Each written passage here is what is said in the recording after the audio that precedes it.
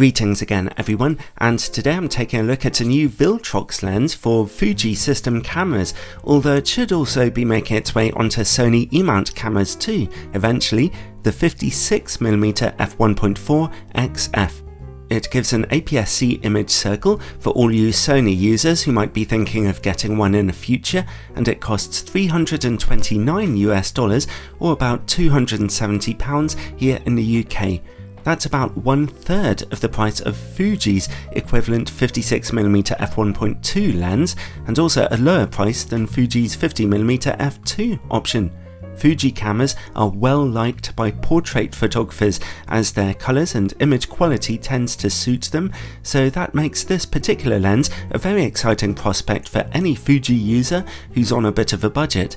I'd like to thank Viltrox for sending me a copy of this lens for testing, although as usual this is a totally independent review. A 56mm lens on an APS-C camera is the full frame equivalent of 84mm, and alongside a maximum aperture as bright as f1.4, that means, as I mentioned, it's ideal for portrait or subject photography, giving you a somewhat tight field of view and deeply out of focus backgrounds. Nice. Although really, it's useful for all kinds of shooting, and that maximum aperture of f1.4 also lets in lots of light for shooting in darker situations. The build quality of the lens itself is pretty much exactly in line with Viltrox's other recent autofocus lenses. Despite its low price, it feels metallic and built to a high standard, but it's not too heavy, weighing 290 grams. You don't get a weather sealing gasket with this lens, but there is a USB port at the back for future firmware updates, and Viltrox are quite well known for keeping their lenses up to date nicely. Towards the rear comes an aperture control ring.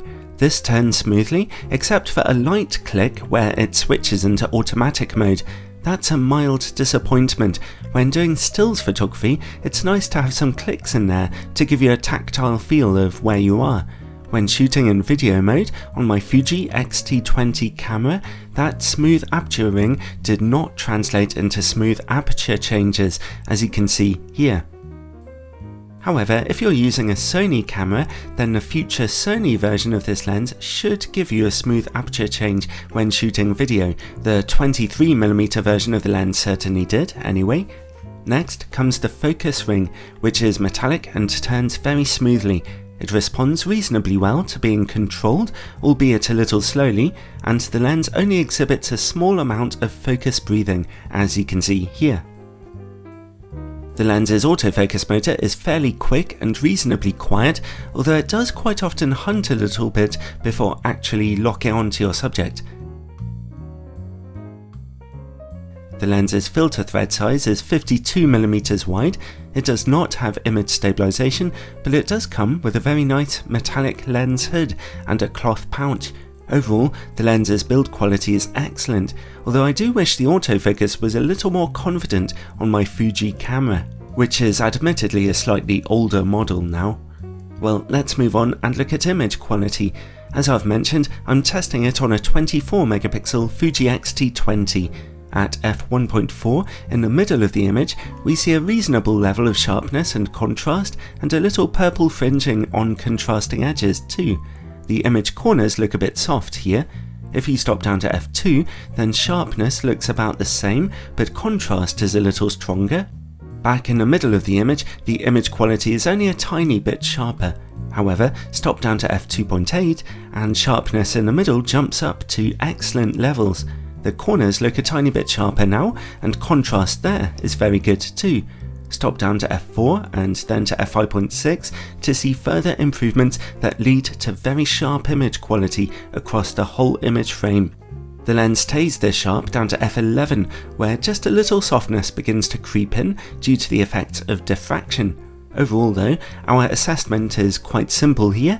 The lens is reasonably sharp at its widest apertures, and very sharp when stopped down to f2.8 or darker. Fuji's official 50 and 56mm lenses will be sharper than this one at their widest apertures, but of course you have to pay a heck of a lot more for them. Okay, well let's take a look at distortion and vignetting. These pictures are taken from raw images where there was no chance of in-camera corrections coming in. As you can see, the lens projects a small amount of pincushion distortion here, and at f1.4 we only see quite mild vignetting. The corners don't look too dark. That vignetting is essentially gone at f2, so the lens is clearly handling vignetting surprisingly well. Now let's see about close-up image quality. The lens has a minimum focus distance of 60 cm, which isn't terribly close to your subject. When shooting at f1.4, close-up image quality is a bit ghostly, with low contrast levels. At f2 it looks a little punchier, and f2.8 is very sharp when shooting close-up. Next, let's see how the lens handles bright lights. Again, it's not a bad performance here. We do see a little flaring and glaring, but nothing really any worse than expected. It might be worth keeping your lenses hood on anyway though, when shooting on a bright, sunny day. Now let's take a look at bokeh.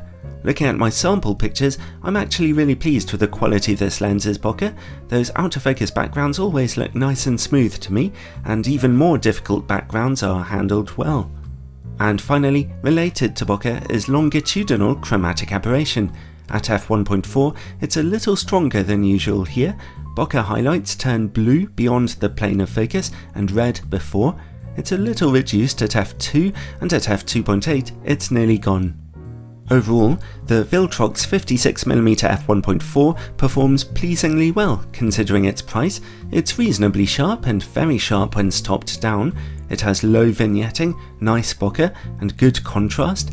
As I mentioned already, Fuji's official 50 and 56mm lenses will be sharper than this one at their widest apertures, and also their autofocus systems will be a bit more confident, but of course you have to pay a lot more for them. So overall, the Viltrox lens, while not being as good as the official options, probably offers somewhat better value for money, as $330 is a bargain for an autofocus lens that can get images as dramatic as these. So it definitely has to come recommended.